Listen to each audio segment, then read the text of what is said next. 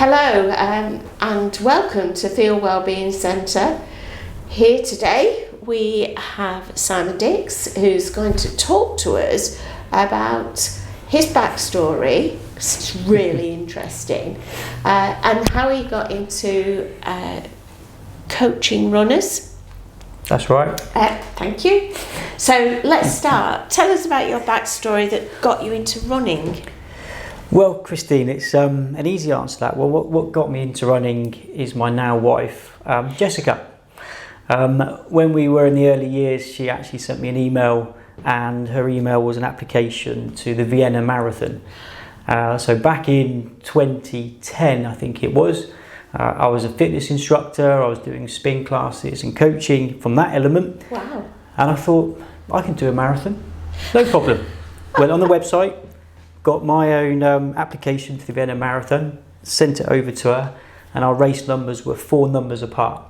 Wow. So you can get an idea of how quickly I made that decisive decision, or you may say it was an impulsive decision.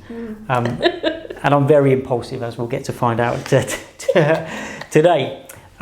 So that was really how I got into running, and it was the worst 4 and a bit hours, or 3 hours 45, I think it was, of my life. It was horrendous. Wow, you did it in 3:45 though. 3:45, and the first half was brilliant.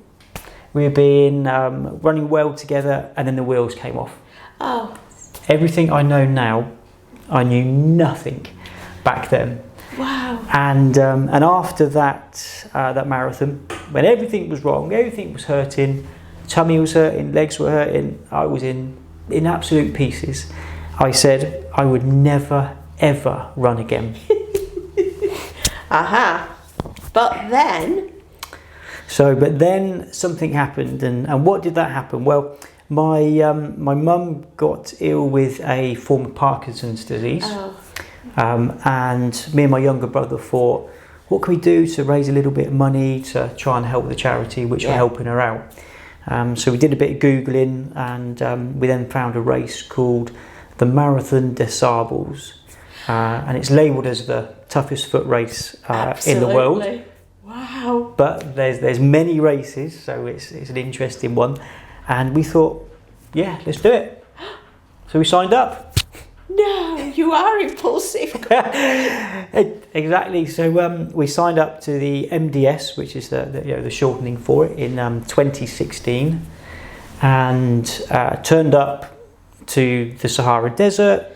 You're doing 6 marathons in 5 days, carrying a backpack with all of your food in, and water, of course. And water. So you're completely self-sufficient. And so you're in the Sahara, so the heat is 40-50 degrees.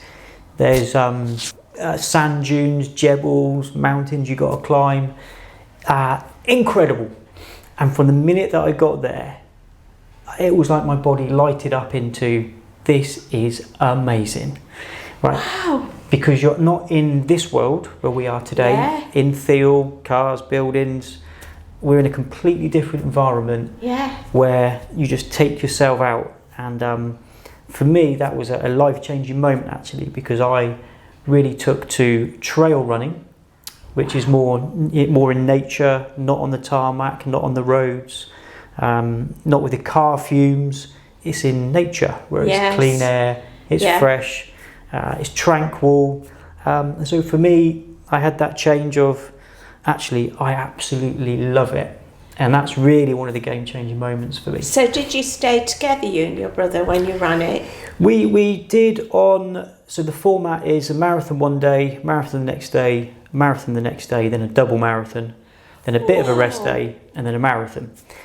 And we did for the double marathon day. Wow. We said we'll just work together and get through it, which we did with a couple of other guys. There was 4 of us. And it was great fun. It was very anxious and nervous in the morning, because you don't know, God, I've got to go 50, 60 miles today. What's that going to be like? Yeah. I've never done that before. But you're there to do it, right? And this is all part of what I now know from a coaching perspective, is helping people believe what they can achieve. Yes. And actually, we can achieve amazing things if we just believe, with the right coaching, of course. So we got through the long day together, and then a very special moment happened, and I'll always look back fondly on this. And the last day, the backpacks are light, you haven't got too much gear, so you're like, come on, let's have it, let's go. So I took off pretty quick, and about, I think maybe 5k from the end, I realised that I hadn't done up my bag, which had food and salt in. I'd also lost a water bottle, so clearly I wasn't paying attention. I was being a little bit relaxed because it was the last day. And so then I had to walk because I was too hot. I didn't have my food. My head was down. I was just like this. It was about 2k to go. And then all of a sudden I just heard my name being shouted. I was just like, what's this? And it was my little brother had spotted me, shouting. And then he basically helped me run into the finish together. And we held our arms up like this. Wow. And it was quite a fitting end to the event because we started it for charity. We hadn't intended to finish together, but things happened to enable us to finish together. How lovely. It's a great photo, and it was a lovely moment, yes. Brilliant, that is amazing. So then what took you into coaching? So I had a couple more races which sort of form the story of how I get to ultimately being a coach. So after the desert race, a number of the guys said, well, let's do something else. What else can we do? So we searched, and one of the guys found the Jungle Ultra in the Amazon. Oh no! And that just seemed incredible, right? So we've done desert. Let's get into the Amazon, which is an incredible place in the world, such an amazing environment. And now I had the opportunity to run, 5 days, again, marathon, double marathon, something like that, through an incredible scenery. So off we went to the Amazon. It's a long story, but I'll cut it short. Started running and just having some easy runs, up hills, down hills, through rivers, ankle twisting rivers that you're waist high. I'm quite short, so actually it was a bit higher for me. Mud, you're slipping, you're sliding, you're covered in all sorts insects, there's ants. On one of the days, which was day 4, it was a tough day. It was very hilly, and I really enjoy the hills. And I got myself into second place. Wow. And what was interesting about that point is my brain then changed from racing to complete, which I'm just here to finish, to now racing to compete. Wow. So it went ping, and I thought nobody's going to catch me now on this day 4. And so off I went. I was running hard, and as I got to the end of day 4, there's a little video on my socials where I'm just going, yes, effing yes, because I'm so excited and so happy that I've managed to finish that stage in second place. Wow, that's amazing. So it was cool. I love the Jungle Ultra. So if any of your listeners are interested in the Amazon jungle, absolutely contact me and we'll have a chat about it, because it's brilliant. The challenges though when you think about the desert, it's just desert, and the challenges are the sand and the sun. But when you get into the Amazon, it's like different dimensions, isn't it? That's right. You've got the heat, you've got the humidity, but on top of that, you've got all the little beings that live there. That's it. They're quite like the taste of human blood. They do. Yum, yum, yum. That's it. And there were rumours that big cats got spotted. You could hear things in the night, like the noise of the jungle when it comes alive is like something else. Like it is deafening. Wow. So that was 2018. Actually, my wife's going this year to do it, so that'll be interesting to watch her on the tracker. Yeah. Wow. I had to get her into it to make sure we stayed married, you see. Otherwise. So she's into it now. And after the jungle, and having finished day 4 in second place, I thought to myself, how I've obviously got a little bit of a natural talent here. Yeah. What can I do differently to now just see what I'm capable of doing? So I learned how to run from a technique perspective, and I trained my body to be endurance adapted for endurance sport. Yeah. And so that then was about a 2-year period where I really knuckled down and decided that's what I want to do. So the next race, and then we get to the coaching answer to your question. Yeah. The next race was the Ice Ultra in Sweden, North Sweden, in 2020. So that was just before COVID. Yeah. And -40, -50. Ooh. You've got to be completely covered, goggles, your beard is completely frozen. Yeah. And for me, it was just putting myself in places that are so rare that you can't really get to with a car, but it's so amazing what you can see. You can only run to. Exactly. Wow. So this was the Ice Ultra again, 250 kilometers total over 5 days. Same format. Do a stage, rest, recover. Do a stage, rest, recover. Yeah. And for that particular race, I won day 1, won day 2, won day 3.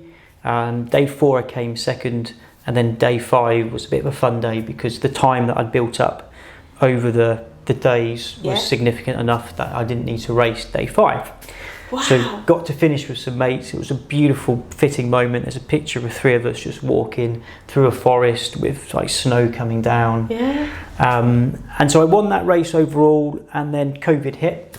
Yeah. And then that's when Focus Running was born. Wow. So in 2020, I know that's a long story to No, it's brilliant. It's so how brilliant. to get to that. So in 2020, I'd been made redundant from the corporate world. Yeah. And so then off the back of the Ice Ultra, the community of runners gave me the confidence. They say, look, you're good at it. You've done it. You're incredibly likable because you're so positive with the people you meet. Yeah. You can absolutely do it. So then we did spend a bit of time on what am I going to call my business? Is it Ultra this? Because that's what I like is ultra extreme runnings. Then I thought about it, and it really was, actually I can help any runners, whether they're 5K, half marathon, footballers. My youngest age is a 6-year-old athlete at the moment, and we'll talk about him because he's brilliant. But back in 2020, I made Focus Running the business. I then got qualified in running technique, dynamic movement skills and activation of the body, so holistically looking at how does a runner move. Yes. Because to me, you can be a running coach and you can give anybody a program of what you need to do, but fundamentally if a runner's not running efficiently and safely, if they're doing hard intervals or hill work, then that can be more damage to the body and they're not getting the right training effect that they need for that session. Wow. So my methodology back in 2020 was very much, let me understand how you're moving, let me then identify ways of how we can improve your running, and then when you do your training program you're getting a better return for that, and therefore that's helping you achieve your goals. Wow. That's amazing. Yeah. So have you done the London? I suppose that's too boring almost. Nail on the head, Christine. Yes. Yes. As in nail on the head, it is a bit for me. I don't like road. No. And yeah, exactly. And it's that long stuff. I really enjoy. Just to give you a little bit of perspective, my last race was the Winter Spine Race, which is 270 miles of the entire Pennine Way non-stop. Wow. But I started at the Reading Half Marathon, so I believe anybody who wants to achieve amazing things that they may look at and go, oh, that's amazing, I wish I could do it. I've been through it, so I know other people can achieve it. Wow, that is absolutely amazing. Yeah. Interesting, isn't it? Yeah, it is. It's fascinating. I love as well that you said that from 5k to 100k, you can help anybody. Because I said to you, my husband's run the London several times, and I had shin splints from running up and down the subways, the underground steps. Oh dear. Because I was trying to keep up with him so I could cheer him on at different stages. Yes. And I was in more pain. Oh bless. Because I was so unfit compared to him. So yeah, wow. And he said I have to tell you, I used to love it when he did the Stratford Marathon because I like Stratford. So I had a little, we'd park in this cricket club car park. I'd sit and watch the cricket. I didn't try and do their things. But in Stratford, it Laps. and he said, this is so boring, I will never do it again.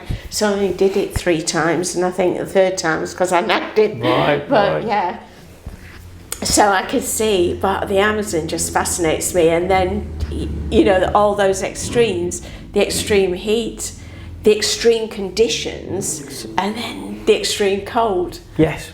Wow. And it all came from saying, I'm never going to run again. Do you know what's next? The moon marathon.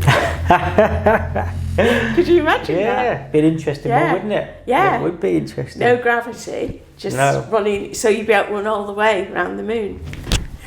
Because you'd just keep on. Keep going round. Yeah. Well, thank you very much for that. It's fascinating. Now, one thing I will ask you first, thinking about Theale Wellbeing Centre, and how do you see yourself working with them? I suppose it's people who have injuries, you're able to...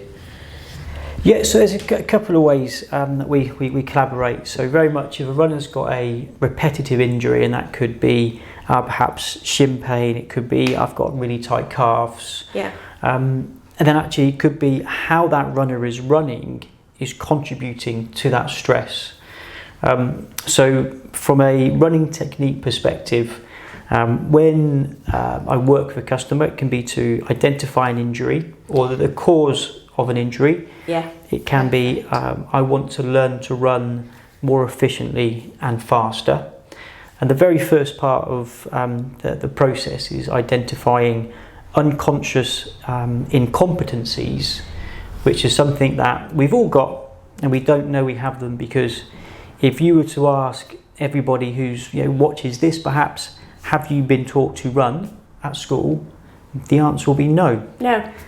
Versus, have you been taught to play football, tennis, hockey, netball, hockey? Yeah. Exactly. But what's fundamental in all of those sports? Running. Yes. So why, and this baffles me, but also presents a great opportunity, I think, in the future, is how to help schools teach youngsters to then run better, to achieve better things in sport because you learn to run. So identifying an unconscious incompetency, just sticking with the calf and the shin pain perhaps, is how a person's foot hits the floor and what shape that person's foot hits the floor significantly impacts the force that is coming back up through the body. So if a runner is landing with a high heel-toe foot, something like that, I don't know whether that will come on camera, but we can try. And if you're landing in front of your centre of gravity, this is my centre of gravity, then that's a lot of force that is coming through your heel into your calf, etc. So people won't be thinking about that because they've never been taught to think about it. So through doing video analysis, I'm able to identify how they're running and what things happen when they're on a single leg. So, for example, running is a single leg sport because we only run on one leg, we're down. Yes, we do, So if runners have got back pain or hip pain from running, or knee pain, that could be when one foot hits the floor, the hips drop. Yes. Okay, so this glute isn't firing to keep the hips up nice and strong. So that's really the first part of it, is to help runners who need a problem solving, which could be an injury, or it could be I want to train better and be faster and run more efficiently. So how do we do that? Yeah. So if they have an injury, then you would refer them to someone like Michael? 100%, yeah, absolutely. So it's a working relationship whereby I have customers who, when they have a niggle, and that could be they need a massage because they've been doing training, and training is stress. So at some point your muscles are going to need a release. Yeah. Now, how often do people get a therapy to release the muscles? The answer that I see is it's very reactive. Right, I've got calf pain, I need to now have a massage on my calf. Yeah. versus how we should be doing it and how I recommend it is you should be proactive in your therapy, because that is preventing that calf from getting tight in the first place, as well as a good running technique. Yes.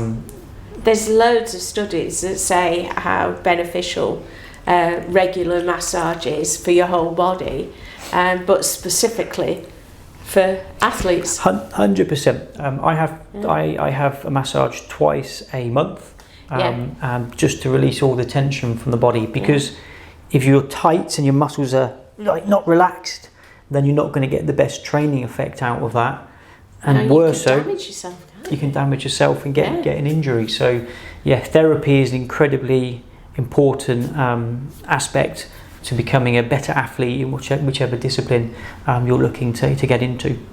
That's great. Thank you very much, Simon, and thank you for today. You're welcome. Thanks. Bye. Bye-bye.